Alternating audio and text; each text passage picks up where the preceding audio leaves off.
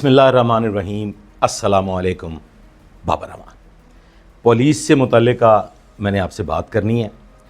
आप इसे नाअहली कहेंगे, लापरवाही कहेंगे या ना तजर्बाकारी, फ़ैसला आपने करना है। हमने आज इस पे भी बात करनी है कि ये इसकी वजूहात क्या है। सरवर रोड थाना का SHO अपने 11 मातहतान समेत चार्जशीट, उसके बाद उसके ख़िलाफ़ एक मुकदमा दर्ज होता है 155C का, और अब वो गिरफ़्तार भी हो चुका है। उसकी वजूहात क्या हैं? वजूहात ये हैं ख़वातीन व हज़रात के SHO सरवर रोड इरफ़ान, उसकी निस्बत मैंने मालूमात हासिल करने की कोशिश की। कांस्टेबलरी से उन्होंने अपनी सर्विस का आगाज़ किया और बताया जाता है जो उनके जानने वाले हैं कि वो इंतहाई शरीफुन्नफ्स, मेहनती और सादा इंसान, लेकिन किसी की सादगी, किसी का मेहनती होना या किसी का शरीफुन्नफ्स होना किसी भी पुलिस अफसर का, स्टेशन हाउस ऑफिसर मोहतरम थाना की शराइत पूरी नहीं करता। अब वाक़या कुछ इस तरह से होता है कि मैं नाम नहीं लूँगा, आप सब लोगों के इल्म में बड़ी ज़बान ज़द ख़ास व आम है। एक बड़ी अदालती शख्सियत के घर वो रेड करते हैं, अपने कुल मिला के 11 लोग। अब ये जो इलाका है ये है थाना सरवर रोड का इलाका। इसका कुल हदूद अरबा, इसकी अगर जोग्राफियाई हदूद के अंदर रिहायशी इलाके पे बात करें तो कुल मिला जुला के या तो 359 या 365, यानी कि 359 से लेके 365 तक टोटल इसके अंदर रिहायशें हैं। और मतलब सभी लोग जो हैं वो मुतमव्वल लोग हैं।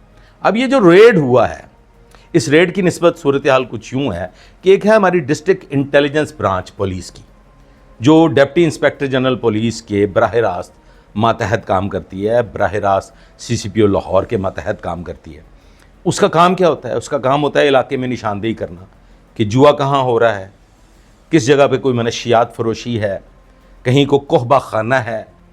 गर्ज के जराइम से मुतल्लिका वो इत्तलात अपने कमांडर यानी कि SP सिक्योरिटी को देते हैं।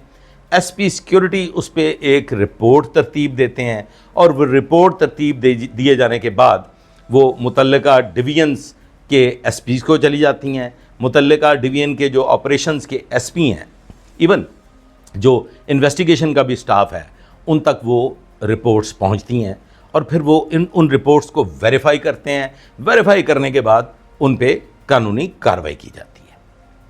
अब district intelligence branch SP cantt को एक रिपोर्ट भिजवाते हैं थ्रू प्रॉपर चैनल कि जनाब ये फ़लाँ एक घर है, वो हम फर्जी उसको कंसिडर कर लेते हैं 1 नंबर घर या 2 नंबर घर, वहाँ पे कोई गैर कानूनी कार्रवाई होती है। वो ये जो आम हमारी सोशल किस्म की बीमारियां हैं, कोई पार्टियां वार्टियां होती हैं या वहाँ पे कुछ लोगों का आना जाना है, कोई दावत नमरूद, दावत फ़िरौन होती है, तो उसे आप वेरीफाई करें। वेरीफाई करने के बाद उस पर कार्रवाई की जाए। अब साहब SP साहब ये मुतल्लिका SHO साहब को भिजवाते हैं। अब मुतल्लिका SHO साहब स्टेशन हाउस ऑफिसर, पहली उनकी तैनाती है, ना तजर्बाकार हैं, ना अहल मैं नहीं कहूँगा, अगर ना अहल होते तो उन्हें DIG ऑपरेशन जो है वो SHO तैनात ही ना करते। यकीनन उनकी कोई ऐसी काबिलियत और अहलियत साहब ने देखी होगी तो उन्हें स्टेशन हाउस ऑफिसर तैनात किया गया। लेकिन साहब स्टेशन हाउस ऑफिसर के कुछ फ़राइज़ भी हैं और उन फ़राइज़ में ये भी शामिल है कि उसको अपने एरिया के एक तो जोग्राफिया के बारे में पता होना चाहिए, वहाँ पे कौमें कौन कौन सी आबाद हैं उसके बारे में पता होने चाहिए, वहाँ कौन कौन से कारोबार हो रहे हैं उसके बारे में भी इल्म होना चाहिए, वहाँ की बड़ी शाहराहें, बड़ी गुज़रगाहें, बड़े दफातर और इसी तरह के जितने भी वहाँ पे ज़िंदगानी के मामूलात हैं उनकी निस्बत स्टेशन हाउस ऑफिसर को पता होना चाहिए। अब यहाँ पे जिस शख्सियत के यहाँ गलती से ना तजर्बाकारी की बुनियाद पे, बल्कि मैं इसे नाअहली कहूँगा, नाअहली की बुनियाद पे रेड किया गया, रेड कर दिया बग़ैर तस्दीक के, ایس ایچ او صاحب کو اتنا بھی علم نہیں تھا کہ میں جہاں ریڈ کر رہا ہوں، مطلب یہ آپ دیکھ لیجئے کہ کیا چوائس ہے کہ ایک ایس ایچ او کے علم میں ہی نہیں ہے کہ میرے علاقہ میں اس گھر میں ایک انتہائی معزز شخصیت رہتی ہے جو قانون کی بالادستی کے لیے کام کر رہی ہے، ایک انتہائی شریف و نفس فیملی رہتی ہے جو قانون کی بالادستی کے لیے کام کر رہے ہیں، اور یہ ایس ایچ او صاحب وہاں پہ گھس جاتے ہیں۔ یہ اس سے پہلے بھی ایک واقعہ ہوا، مجھے اس پہ بھی آپ سے گفتگو کرنی ہے۔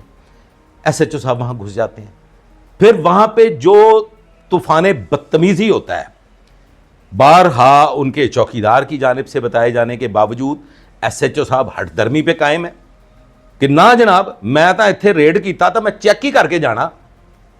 ایس ایچ او صاحب ان کی سنتے ہی نہیں۔ صاحب خانہ جو کہ جاگنگ کے لیے گئے ہوئے تھے وہ تشریف لے آتے ہیں، ایس ایچ او صاحب ان کی بھی نہیں سنتے۔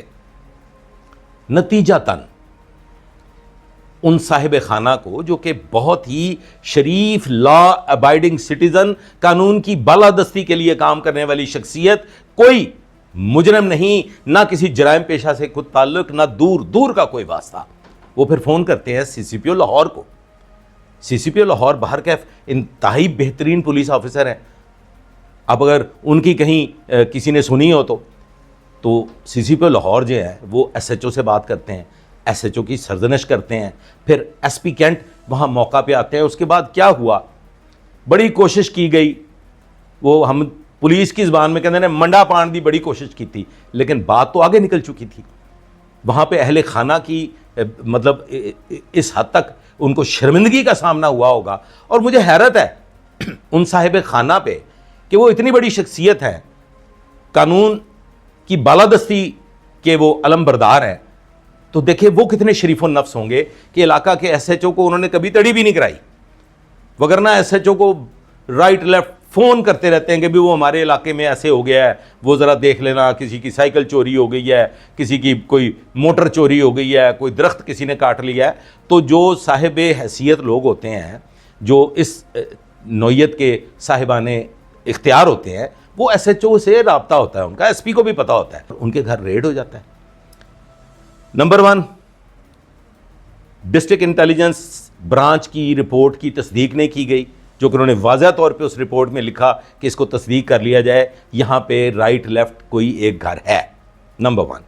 نمبر 2، وہ کانسٹیبل جو ڈسٹرکٹ انٹیلیجنس برانچ کا کانسٹیبل ہے، میں سمجھتا ہوں اس نے بھی ظلم عظیم کیا ہے، اور ماڑیا تو آپ ہی پلیا تصدیق کر لینا، تینوں نہیں پتا تو یہ رپورٹ دے رہے ہیں کہ میں کس بارے سے رپورٹ دے رہے ہیں۔ اس پہ بھی غور کرنا پڑے گا، ان کی اہلیت پہ بھی غور کرنا پڑے گا۔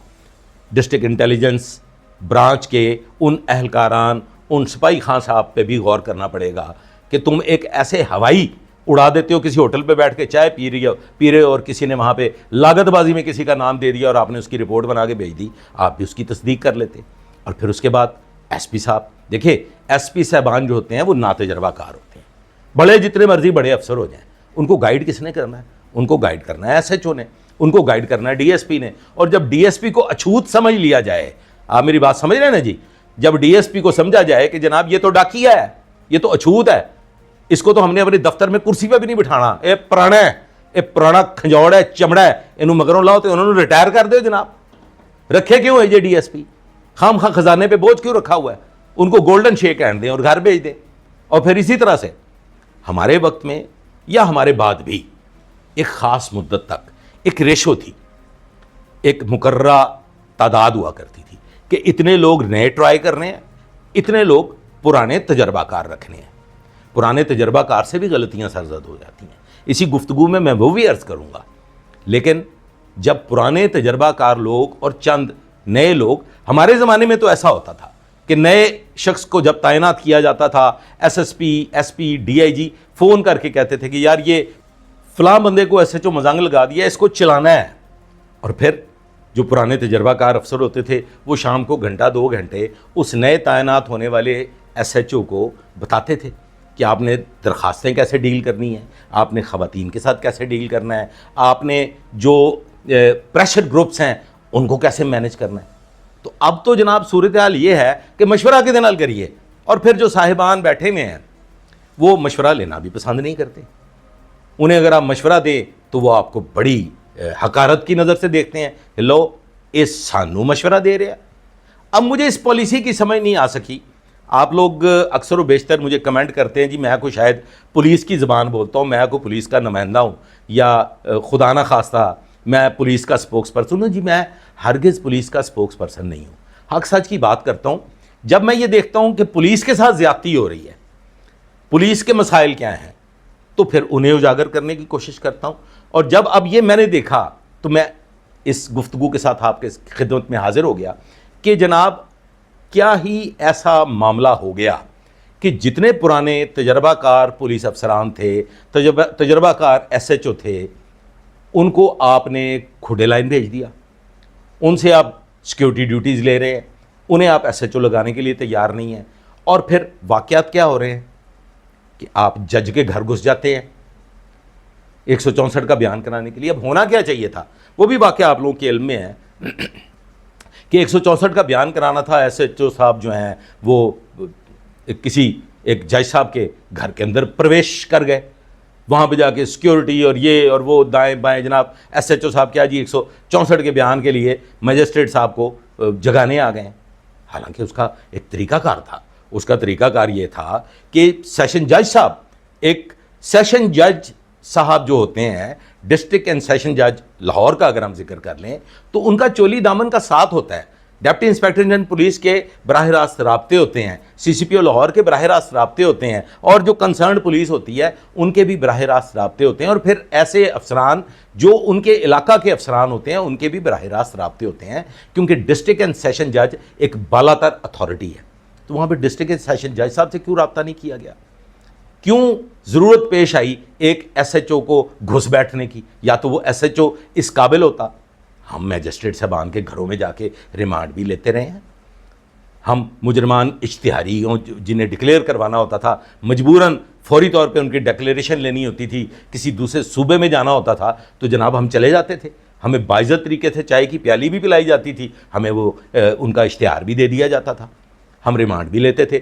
ایسے ملزمان جنہیں عدالت میں پیش نہیں کیا جا سکتا تھا، سیکیورٹی کے ایشوز ہوتے تھے، تو پھر وہاں پہ کیا ہوتا تھا، ہم میجسٹریٹ صاحب کو ریکویسٹ کرتے تھے، کیوں کہ بغیر کام کے، بغیر کسی وجہ کے علاقہ کے ایس ایچ او کے فرائض منصبی میں شامل ہے کہ وہ اپنے علاقہ میجسٹریٹ صاحب، اپنے علاقہ کے جوڈیشل میجسٹریٹ صاحب اور اسی طرح سے جو انتظامی عہدے ہیں ان کے ساتھ رابطے میں رہے، اسسٹنٹ کمشنر صاحب ان کے ساتھ رابطے میں رہے۔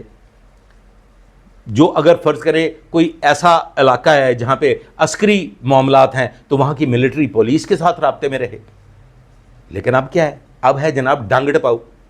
مجھے نہیں پالیسی سمجھ میں آ سکی، آئی ایم سوری ٹو سے سر، جو بھی میرا یہ ویڈیو سن رہے ہیں، کہ اگر پرانے، حالانکہ ہم نے تو یہ سنا تھا اور بیرون ملک ہوتا بھی ایسے ہی ہے، جب کوئی اولڈ ایج کو پہنچ جاتا ہے یا جب کوئی تجربات کے اوج ثریا پا لیتا ہے تو پھر اس کو ایک ایسٹ سمجھا جاتا ہے، اسے بطور ایسٹ استعمال کیا جاتا ہے، چونکہ وہ تمام مراحل سے گزر چکا ہوتا ہے، اس نے تمام بھگتان بھگت لیے ہوتے ہیں، اس نے تمام غلطیاں بھی کر لی ہوتی ہیں اور پھر ان غلطیوں کی درستگی بھی کر لی ہوتی ہے اور پھر اس سے مشورہ لیا جاتا ہے۔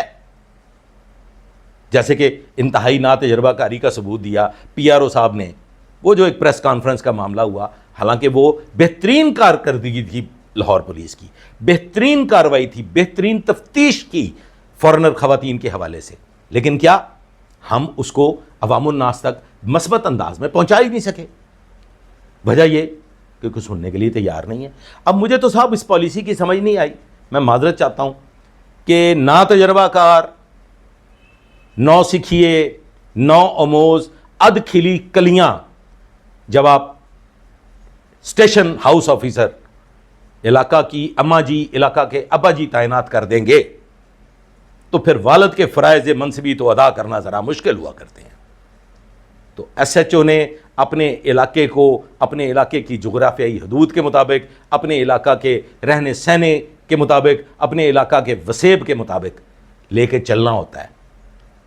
گئے دنوں میں بھی ایک واقعہ پیش آیا تھا، میں اس کا بھی ذکر کر دیتا ہوں۔ میں یہ بھی عرض کر دیتا ہوں کہ ایک سب انسپیکٹر صاحب تھے، بڑے قابل سب انسپیکٹر صاحب تھے، گئے وقتوں میں ایس ایچ اوز کے لیے, چوکی انچارج کے لیے, اپنے ماتحتان کے لیے ایس پیز میں لڑائیاں ہوا کرتی تھیں, ڈی ایس پیز میں لڑائیاں ہوا کرتی تھی کہ اسے ہم نے لینا ہے, یہ ہم لیں گے. اب اگر کوئی تجربہ کار افسر سامنے آتے ہیں کہ چھوڑیں جی چھوڑیں, کیا مطلب, کیا آپ چاہتے ہیں کہ یس سر ہونے چاہیے کہ تسی جڑا حکم دے دیو وہ دی فوراً تعمیل ہو جائے, کوئی آپ کو آرگو نہ کرے, کوئی آپ کو یہ نہ بتائے کہ جناب یہ ایسے نہیں ہے, یہ ایسے ہے. تو جناب والا ایک سب انسپیکٹر صاحب تھے, ان کو ایک ایس ایچ او صاحب لینا چاہتے تھے, انہوں نے اس کی پوسٹنگ کروا لی. دوسرے ایس ایچ او صاحب ناراض ہو گئے, انہوں نے اس کی پوسٹنگ کینسل کروائی, اپنے پاس کروا لی. پھر ایک ڈی ایس پی صاحب ناراض ہو گئے, پھر ایک ایس پی صاحب ناراض ہو گئے. تو یہ جھگڑا پہنچتا رہا. راؤ سردار ان دنوں میں ڈی آئی جی تھے لاہور. راؤ سردار صاحب نے کہا کہ بلاؤ اس سب انسپیکٹر کو. ہاں بھائی تمہارے پاس کیا گدڑ سنگھی ہے, کبھی تمہارے لیے کوئی لڑ رہا ہے, کوئی لڑ رہا ہے, کوئی لڑ رہا ہے.